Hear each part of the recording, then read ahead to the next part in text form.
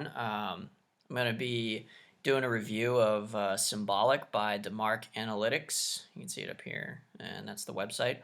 So a few months ago, I was watching Mad Money with Jim Cramer, and not that I take everything that he says as gospel, but sometimes I find it interesting. So he mentioned this platform, obviously promoting it for the company, but I decided to apply for the beta version, and I was accepted. So I've been using it for some technical analysis and getting familiar with some indicators, moving averages, relative strength index, which you can see down here, volume, MACD. These are just some things that can tell you the direction of a stock, the volume, the buy volume, and the sell volume, day-to-day type information. And then you can overlay, the moving averages, the indicators. So we'll get into some things, try to make this a quick video. So these are all your studies that you can apply. So you've got everything from moving averages to, you can do a moving average envelope, you can do a moving average oscillator. Actually, I'll click on that right now, just show you. So that populates down here, right? And then it can kind of show you if a stock is in bullish or bearish territory, basically. If there's a lot of buying, when that flips to negative, stuff like that. Get that out of there. We'll go over here to tools. You can set up price channels. So say I wanted to see where I think Amazon is going. So I might do this low here, and then I might do it there. And then I might say to myself, well, Amazon could just keep going up in that direction. Do I think that's going to happen right now? No. That's just because that much of an upward trend is just absolutely ridiculous, maybe. I think they did really well during the downturn, during the economic slowdown due to the virus, but as you can see, their moving averages, it might actually start leveling out and then kind of come back down a little bit. So it is a little high right now, but there could be a buying opportunity coming up soon. Another useful one is Fibonacci Retracements. So you notice the stock dropped, so you go to the previous peak, you drag that across, you go down to that lower low right there, and then you can see the retracements. So a retracement is basically just like what statistically a stock will do following a drop or even following a big gain, right? So as we can see here, and what you'll find if you do enough research, you'll notice that around the 50% and the 60 to 67% usually, there's resistance at those retracement lines. So a stock will, whatever it dropped from its peak to its bottom, so 2185 down to 1641, and then we see a lot of resistance right here as it tries to fight back upwards, as we experience some, a volume shift, a volume swing, kind of goes down and then back up. And we get that sideways motion right before it breaks out higher. So this 50% retracement, 60% retracement area, that is really where you can still kind of get a good deal on a stock, especially if you think it's going to go up. However, you can also get trapped if it hits that resistance and then goes down. And that would be called either a dead cat bounce or a bull trap. That'll happen too.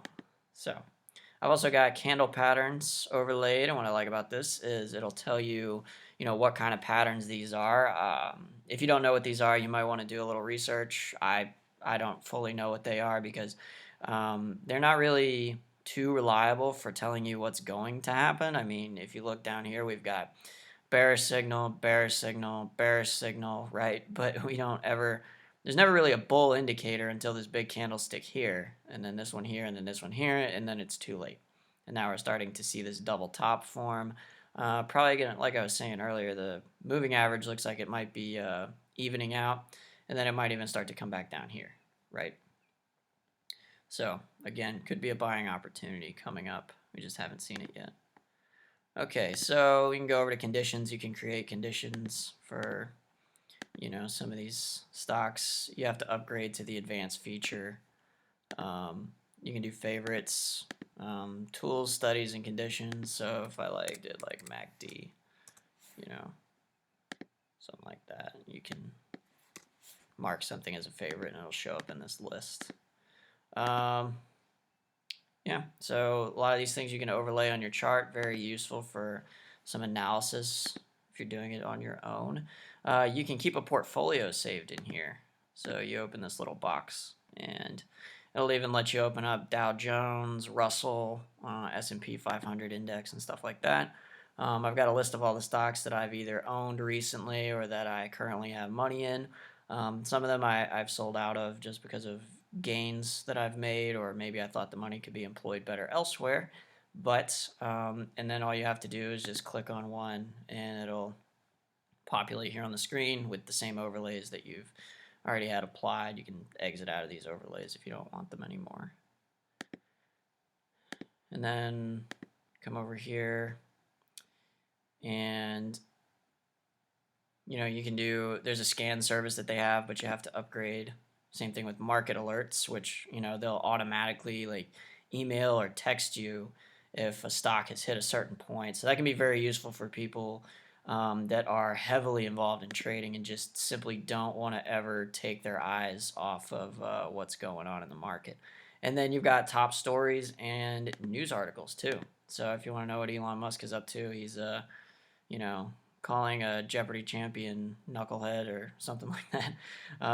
Never know what Elon's gonna do, but certainly fun following Tesla stock and his ventures, SpaceX and whatnot.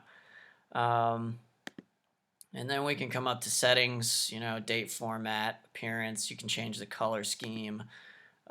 You can adjust how your data is configured for like time zone. You can adjust things on the chart, colors again, truncate decimals that are displayed. It'll give you notifications if there are any notifications. You can have multiple workspaces saved. I only have one because I really only need one. Maybe if I was tracking hundreds, if not thousands of stocks, I would use that more.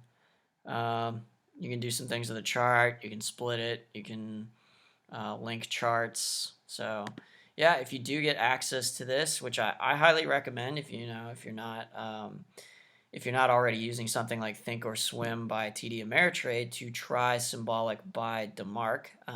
I've had a good experience with it so far, and I'm sure you will too. That is all for right now. Thank you for listening, and I hope this helps. Again, I am not a financial advisor. This is not financial advice. Just trying to help you make money however you can.